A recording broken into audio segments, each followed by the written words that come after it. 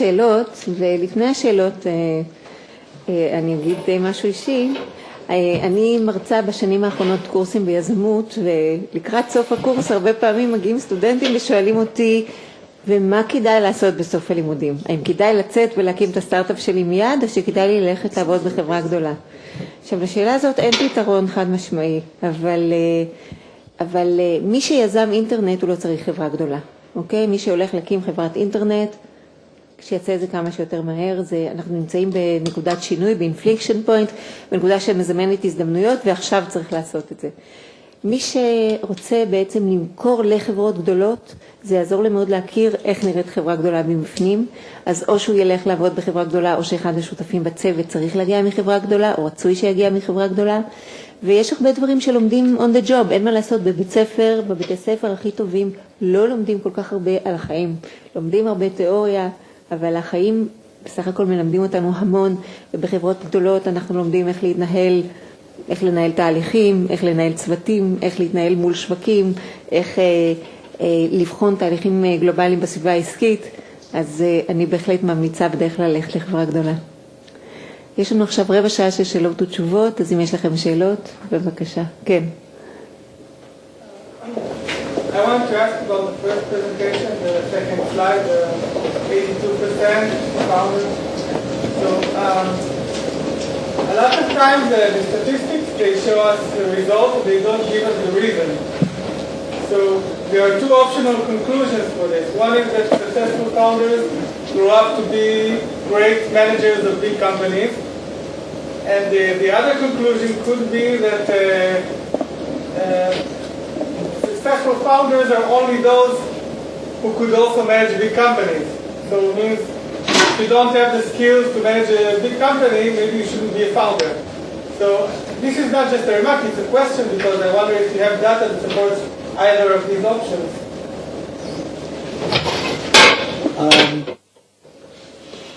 You're not supposed to ask questions like that. You're supposed to ask questions I can answer.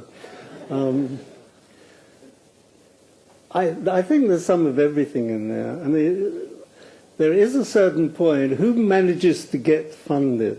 Who manages to get funded? Of the people who manage to get funded by professionals of one kind or another, they must have been persuasive. They must have had certain qualities which were obvious. Well, I was talking to Asher about a company who was talking about a company called Triana, in which we were involved. Some young person, young woman who's the CFO. We invested in this company, and the founder was very successful, and I'm sure it was among the statistics that were described here. And the guy grew into the job. There's absolutely no doubt about it. He grew into the job. Made a few terrible mistakes, but somehow or other, he was sufficiently persuasive that the investors continued to support him. I don't honestly think, if you want answers to that kind of question, I don't know how much you can get from the data here, but there is a man in Harvard, or two guys in Harvard. One is Paul Gompers, Gompers, and one is, forgotten the other guy's name. But anyway, they have studied now close to 30,000 American entrepreneurs. And they have done very detailed, they've interviewed them all over the years with postdocs and so on and so forth. So I think they have far more of the kind of data, what makes somebody successful, what background do they have, are they left-handed gingers, or are they good at baseball or something or other. But I don't think we have that kind of data here, so it's as much as a surprise, believe me, I think it's more of a surprise to me than perhaps to anybody else, or at least as much. I just couldn't believe it was that high a number, especially, as I say, since what is incorrectly called conventional wisdom. Whenever you hear that expression, conventional wisdom, you know it may be conventional, but it isn't wise. That founders very seldom make good CEOs. The facts belie it. Why? How? Gay race. I don't know how to answer it. Sorry. Further questions?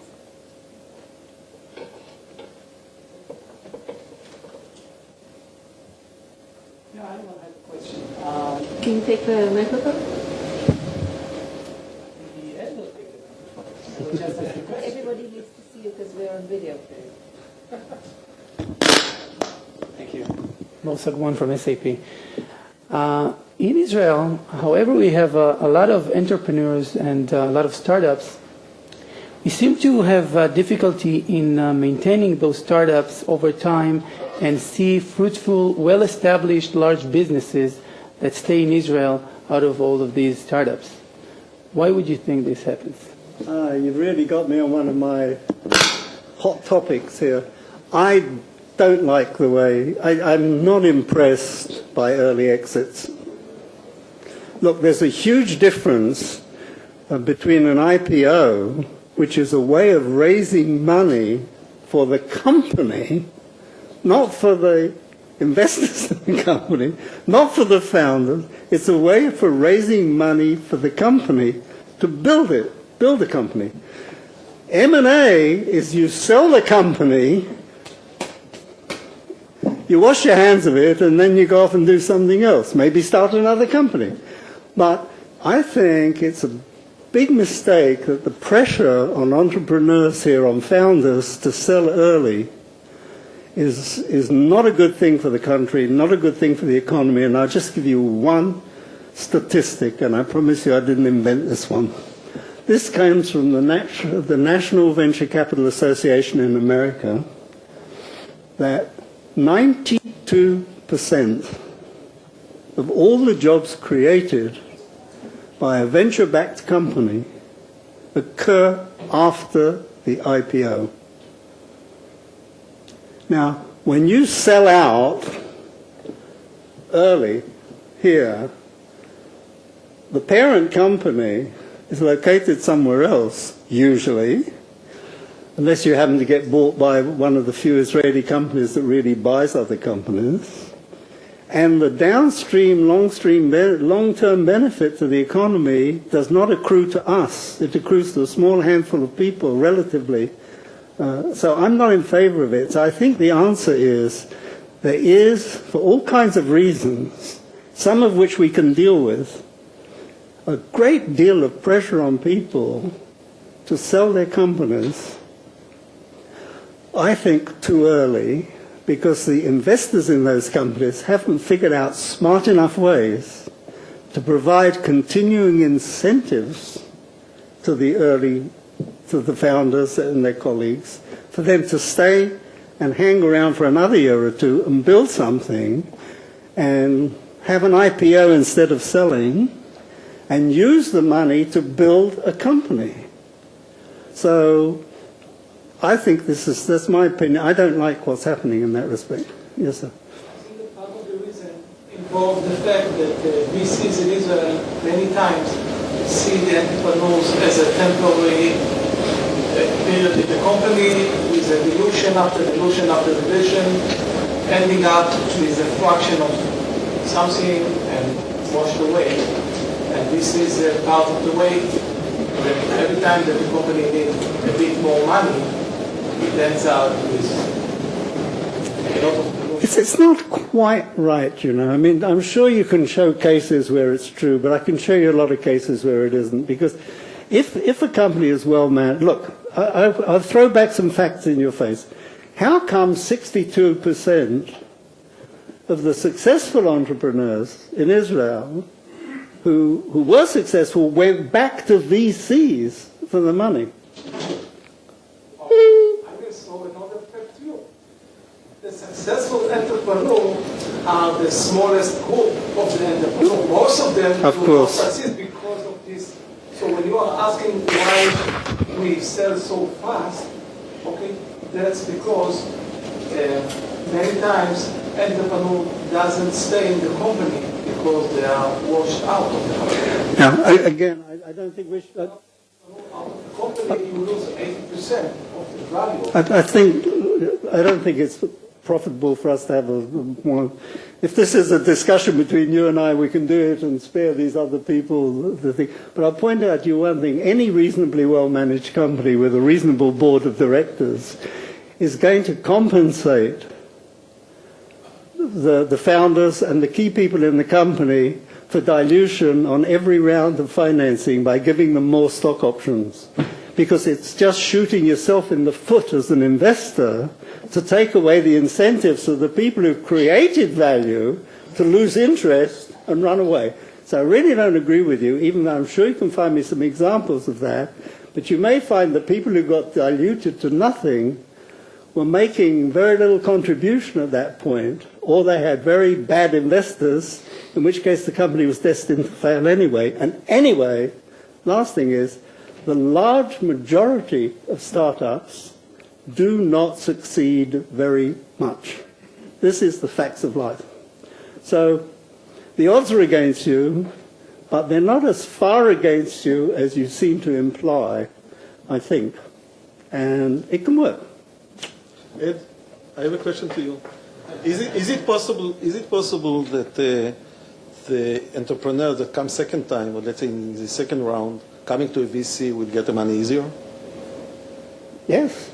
Well, it depends how they did the first time. Influence on the it depends on how they did the first time. I mean, if they failed the first time. I speak about the successful one, as you define it. Obviously, because look, there are certain things you learn. There's certain very basic things which nobody taught you when you started your first company, with all the great things you learned by attending the Recanati school and the MBA school and IDC and Technion and all the rest of it. A hell of a lot of things you're not going to learn about starting a company.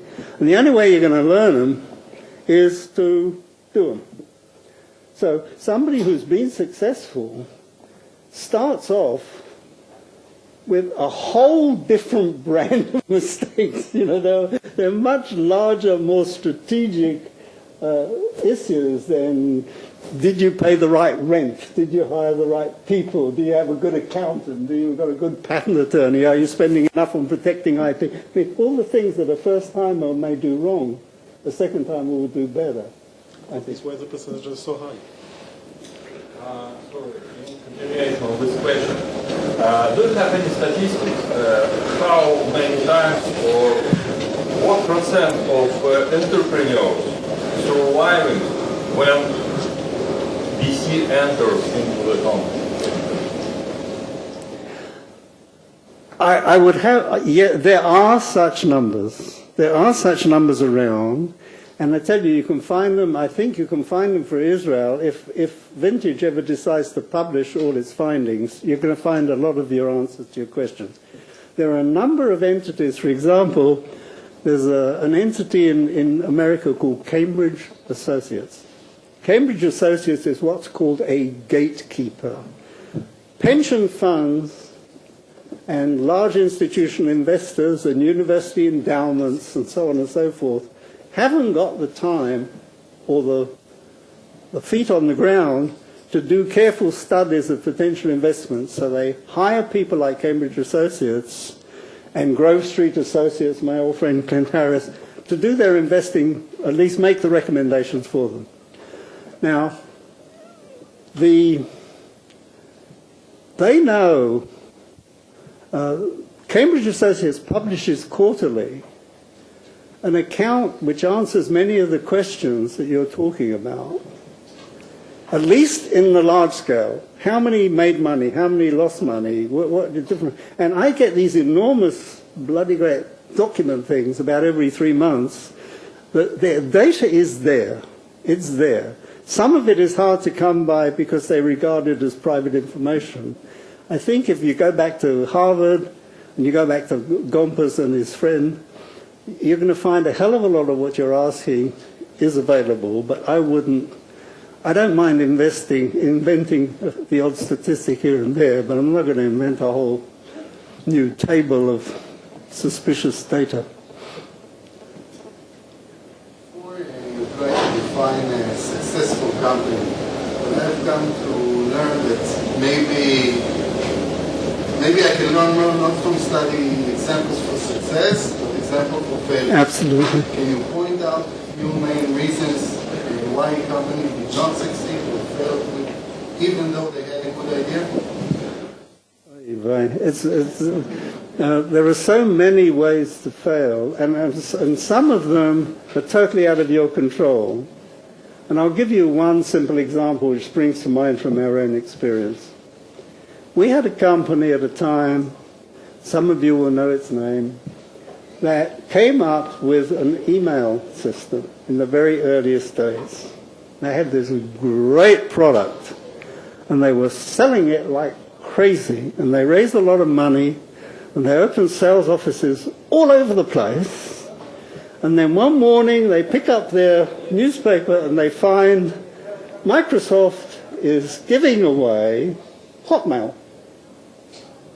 So their sales went from here to zero overnight. They had no control over this whatsoever. What they did have, though, is the ability, which I think is a very Israeli kind of characteristic, to say, pardon, something, we've got to do something different with our technology. What can we do with it which avoids this impossible thing called Microsoft? And they did that. They came out with anti-spam programs at a time when very few people had anti-spam programs. And the company survives to this day and is still doing quite well. Other things, the other mistakes people make is totally underestimating the issue of how do you get the product to the customer. What is the right food chain? What is the difference between marketing and sales? What is a realistic way of estimating what the addressable market for a product is? And all of the stages of building something in an integral fashion that makes sense. There are so many ways to make mistakes. Look, you think it's just that? Look at Enron. Look at Lucent. Big companies go bankrupt too. Look at Lehman Brothers. I mean, you know, there are big companies make big mistakes, small companies make small mistakes, but it has the same impact at the end of the day of wiping them out.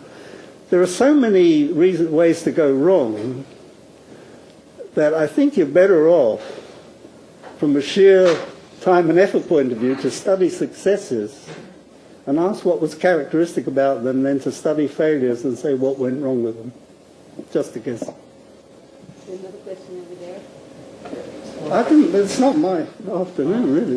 You had one slide that mentioned that it's going to be more difficult to get money from a VC than in the past. So, or at least the VCs are saying that. So what are VCs looking for today and in the future that they were not looking for before? Can you characterize the change? Look, you're right, certainly in one respect. The reason it's harder to get money from them is it's harder for them to get money from the places they get it. You know, who invests in VCs? Pension funds, endowments, limited partner, funds of funds, as they're called. It is very difficult. You saw one of the slides when people are asked, do you think it's going to get easier to raise money in the future? You're asking the question of the VCs, not the portfolio companies, the VCs. 0 of them said it's going to get easier. A few percent said it's going to be about the same. And the large majority said it's either going to be much more difficult or more difficult. So there is a total lack of available funds. Now, what this does is, it's a bit like Charles Darwin and his old theory, you know, survival of the fittest. The kind of people who were raising money when money was easy to get were companies that never should have got funded. Never should have got funded. Their idea wasn't good enough, their concept, their strategy wasn't good enough, their dedication, their quality of the people for that particular activity was not good enough, and many of them failed. Now what you're seeing, and especially the curve which surprised us about, in 2008 there was over 500 companies started. We don't have the 2009 numbers yet, obviously. It is possible, but they're higher quality companies. They're people who are not wasting their time dealing with marginal ideas because they know they're not going to raise money. They go and work for somebody else. So I think it's it's a self-closing circle in a way, that when there's less money, the quality of that you have to produce to get some of it has gone up. And we see this, I mean, from a sort of microcosm. I'm a little bit detached from Germany right now, even though I sit there. But the deal flow, the quality of the stuff that's coming in the door is significantly better than it was a few years ago. Because it's self-filtering in a certain sense. People who know, they're just going to get nowhere and they're not going to do it. So it's kind of a self-correcting situation. Now, there is one last thing that you should know. One last thing. There are quite a few things, and some of them, believe me, I don't know. As an asset class, if you were on the other side of the fence, advising a pension fund or an endowment fund or Tel Aviv University fund to what to invest in, would you recommend they invest in venture capital? As an asset class, from the years 1980 to 1990, 10 years, the best asset class in the world was venture capital. The highest returns were for venture capital. If you look at it today, it might be close to the worst asset class. So it's the industry has a lot to do to prove that it merits survival. So it gets better at what it does or it disappears. I just remind you of the peak of the madness here when Germany was founded in 1993, beginning 93. At the peak of the crazy growth, there were 261 entities in Israel that claimed to be in the venture capital business. Some of them only ever made one investment, but the fact is there were 261. Go count them now.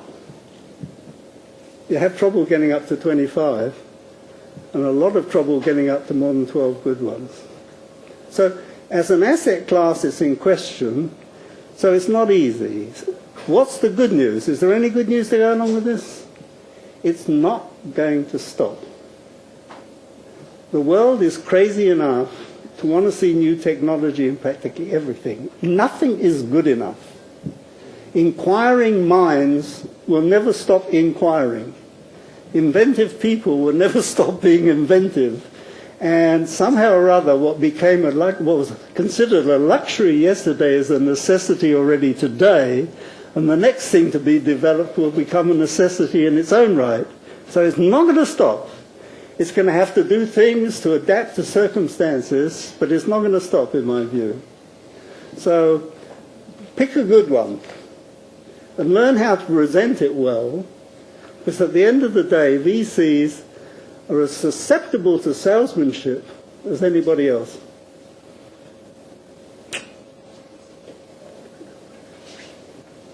שאלות? אנחנו דיברנו כאן על יזמות בעיקר כיזמות קלאסית, אבל אנחנו רואים עוד צורות של יזמות, ואחת הצורות המעניינות היא היזמות התוך-ארגונית. אנחנו רואים יזמים שעושים דברים מאוד מעניינים בתוך הארגונים שלהם. לפני שנתיים ביום היזם מופיע כאן על הבמה שלנו אבי כהן, שייצר בתור KLA טנקור עסק שמכר $100 מיליון בשנה עבור החברה. ואחד המועמדים לארצות היום היה אבנר מור, שגם היה יזם תוך-ארגוני בכמה וכמה חברות. זאת אומרת, לא כל יזמות צריכה ללכת בכיוון של החוצה, אפשר להיות יזם גם בתוך הארגון, ועל ארגונים שמאפשרים ומעודדים יזמות יש הרבה מחקר. אלה ארגונים שבהם האווירה יותר טובה, יש פחות רמות של ניהול, יש פחות אפליה במשכורות, יש יותר חשיבה רב-תחומית, יש יותר ערבוב של תחומים שונים, ויש אווירה של קרבה. הדוגמה שהם נותנים זה ארגונים שבהם פונים לאנשים בשם המשפחה שלהם, לעומת ארגונים שבהם פונים לאנשים בשם הפרטי שלהם, ובארץ אנחנו רואים את הפמיליאריות הזאת ומשהו מאוד ברור שבאמת מעודד חדשנות ומחשבה מחוץ לקופסה. בחלק השני של התוכנית אנחנו עוברים לפורמט אחר, ובו אנחנו מזמינים אל הבמה 3 יזמים, שכל אחד מתמחה בתחום אחר של תחום התוכנה, 2 יזמי אינטרנט, אחד מהם עבר מתחום התוכנה לתחום האינטרנט ויזם תוכנה. אנחנו נשמע על איך מקימים 6 סטארט-אפים במשך 12 שנה, איך מגדלים חברה ל$220 מיליון ב4 שנים, איך מקימים סטארט-אפ בבוטסטראפ, איך הופכים מסידור מדפים בניו פארם להקמת חברת אינטרנט מצליחה מאוד ועוד. אז תישארו איתנו. אנחנו נתכנס כאן בעוד 40 דקות, זאת אומרת ב6:10, ואני רוצה להודות לעד מלבסקי וליורם הורוביץ על ההרצאות המצוינות. תודה רבה.